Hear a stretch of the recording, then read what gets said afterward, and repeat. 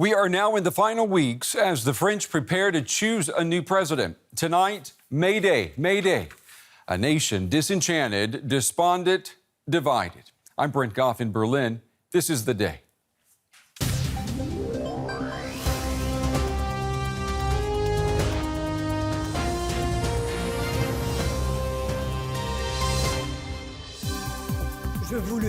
I'm telling you to stay free.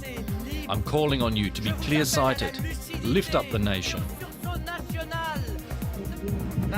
You have someone who advocates hatred, racism, xenophobia.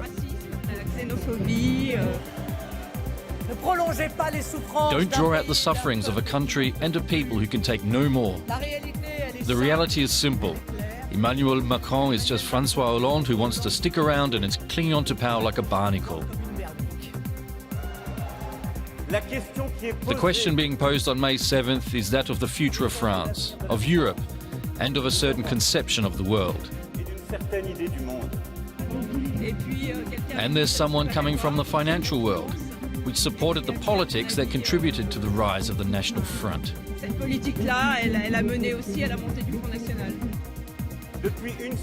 In the past week, our country has been involved in a profound mutation. The political landscape that we have known for so many years vanished before our eyes in a matter of hours.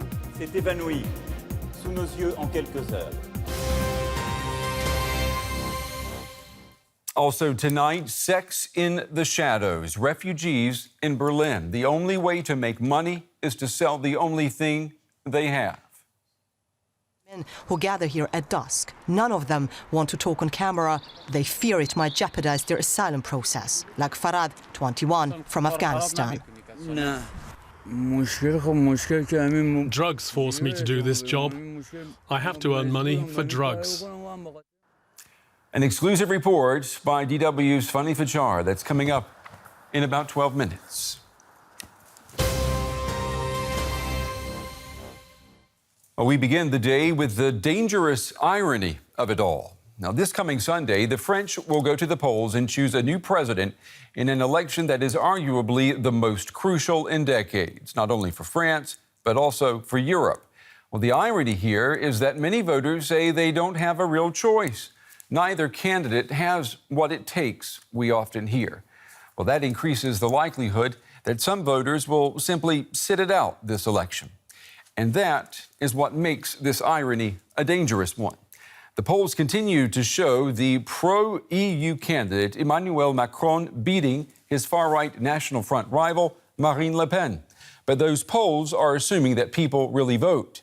If on Sunday the number of no-shows is significant, then all predictions, all bets are off.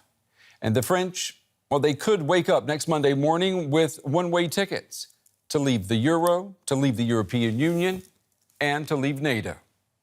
Here's what was said today by both candidates as they entered the final stretch of the campaign. Emmanuel Macron's tune hasn't changed throughout this campaign, nor has his vision for an open, multicultural France. With less than a week to go, he remains favourite to become the country's next president.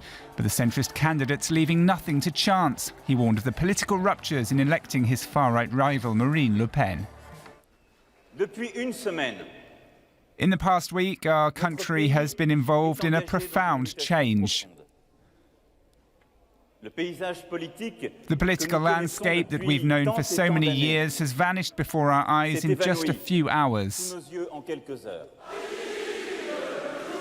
Across the city, the self-styled patriot Le Pen stuck to her familiar themes. She linked Macron with current President François Hollande, in whose government he served.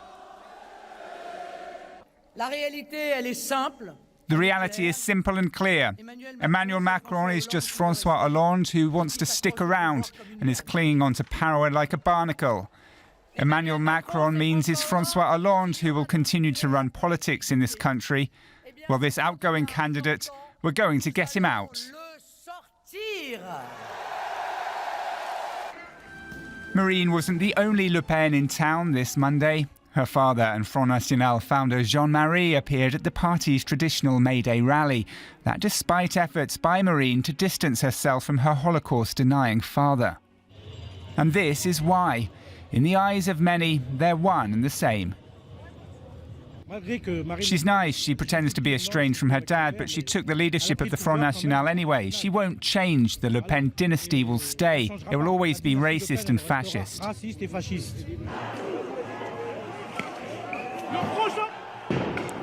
But the May Day rallies showed how deep the divisions run in French society. For the powerful trade unions, both candidates are hard to stomach. A high abstention rate's on the cards, and the fear is that could push Le Pen closer to power. Well, I'm joined now here at the big table by Thibault Madelon. He is a correspondent for the French financial Les Echos here in Berlin. Thibault, it's good to have you back on the show.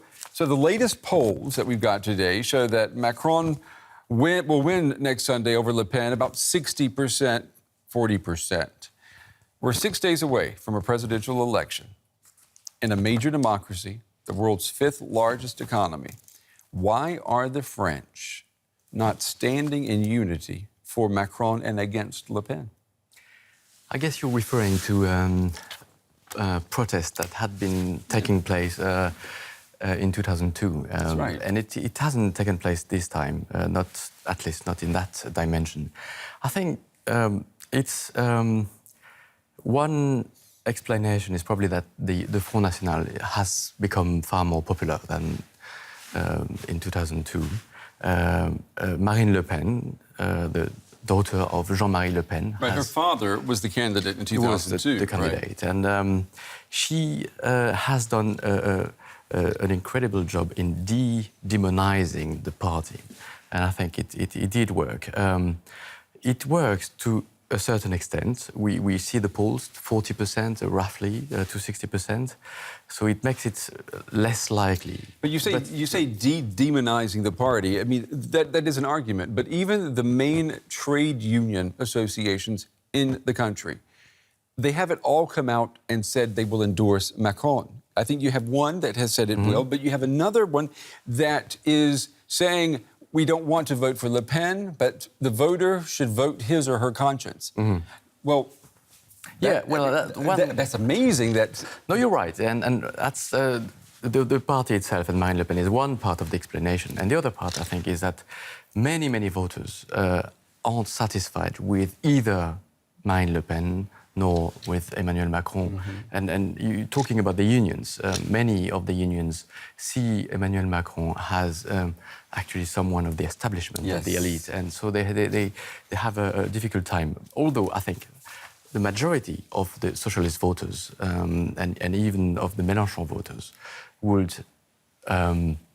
either vote for Macron or abstain, which is a risk. Which is a risk. And I mean, there are lots of similarities. We talked about this the last time you were on the show, but the similarities are even stronger now with the U.S. presidential election and Bernie Sanders. And you may remember Bernie Sanders reporters, many of them refused to vote for Hillary Clinton, although they didn't want Donald Trump to become the president. You have a very similar situation now in France. What do you think are the chances that on Sunday, a lot of people who wanted Mélenchon, for example, to win, who maybe wanted Fillon to win, all of those people will say, I'm just going to stay home, I'm going to forget about the election. And is it possible that Marine Le Pen could win because of that? Well, we've seen in the past, recent past, that everything is possible, even things which we didn't think possible. But I think you'd have to have a massive abstention on that day.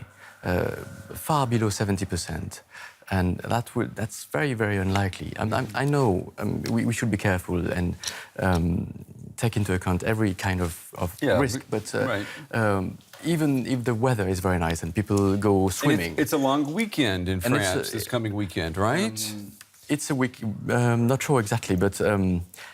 You're right. Things can happen within the next 6 days. Macron may make mistakes, but 20% difference is a very high mountain to climb, I think. Yeah, I mean, the numbers, of course, are still in Macron's favor. But I want to talk a little bit more, though, about this family, Le Pen. As you said, Marine Le Pen, she broke away from her father in an attempt to rebrand the National Front. Today, her father, Jean-Marie Le Pen, who we have to remember is estranged from his daughter. They have no contact. He paid tribute to Joan of Arc, and he urged voters to make his daughter the next president. He also attacked Mr. Macron. Let's just take a little listen to what he said. He talks to us about a future, but he has no children. He talks about workers, but he's a former Rothschild banker. He wants to boost the economy, but he's part of those who blew it up. She is France's daughter. She's not Joan of Arc, but she accepts the same mission as Joan, whom she loves and admires.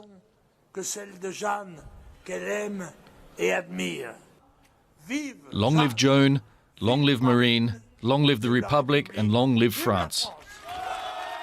Well, I mean, vive la France from the estranged father. I mean, that is amazing. Is Marine Le Pen, is she really that good as a politician? Or is she just that incredibly lucky with the timing right now? She's got her father behind her. She's in the final round. Well, first of all, she's good, I think. You can say she's a good politician. She's eloquent, and she can convince people with simplistic arguments, but she has a talent to convince people, I think. And you should bear in mind, we have difficult times now in France with terrorism. Yes. And that makes people very sensitive to her arguments. Whether her father is an help for her, it remains to be seen. Surely, for some of the Front National voters, very traditional voters, he will be listened to. But what Marine Le Pen has tried to do in the last 10 years is actually estrange herself from her father. Yeah. So when he talks, it's not always helpful. For her, finally, before we let you go, today Le Pen said that Macron is a copy of the current president and would simply be a poodle for the German chancellor if he became the French president. Is Germany now kind of the monster that the French love to hate in political campaigns? I think it's been the case for some time now. Mélenchon has also been very adamant against Angela Merkel. And you see that in Italy too, in some other European countries. In France, Marine Le Pen uses this argument very often to, on the one hand, to show how Europe is bad in her view, and also how Hollande has been a weak president. And since she sees Hollande, Emmanuel Macron has some sort of a double of Hollande. Yes. She will use that more even. Yeah, we'll have to see what happens. We've an exciting 6 days ahead of us, that is for sure. Thibaut Madelon, as always, thank you very much. We appreciate your insights here on The Day. Thank you. Thank you.